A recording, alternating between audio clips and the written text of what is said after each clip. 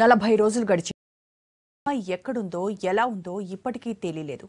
అదృశ్యమైనట్టు case నమోదు చేశారు. ప్రత్యేక బృందాలు రంగంలోకి దిగాయి. అయినా ఫలితం కనిపించడం లేదు.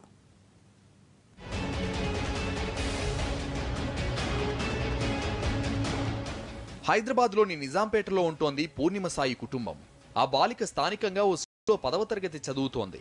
వేసవి సెలవుల తర్వాత స్కూల్కు వెళ్లిన పూర్ణిమ ఆ తర్వాత అదృశ్యమైంది. ఇంటికి రాకపోవడంతో స్కూల్కు ఫోన్ చేయగా అక్కడి నుంచి అదే సమాధానం వచ్చింది.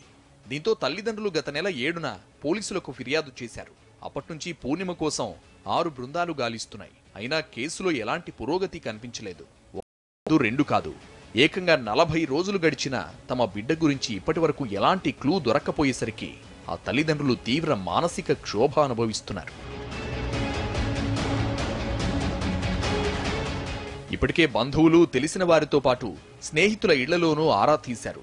ఎక్కడికి వెళ్లినా ఒక్కటే, పూర్ణిమ రాలేదని, ఎలాంటి వివరాలు తమకు తెలియవని.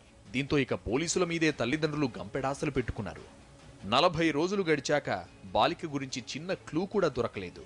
మరోవైపు కిడ్నాప్ అయినట్టు తాజాగా కేసు నమోదు చేసిన పోలీసులు సీసీటీవీ ఫుటేజ్ను కూడా పరిశీలిస్తున్నారు. త్వరలోనే పూర్ణిమ ఆచూకీ దొరుకుతుందని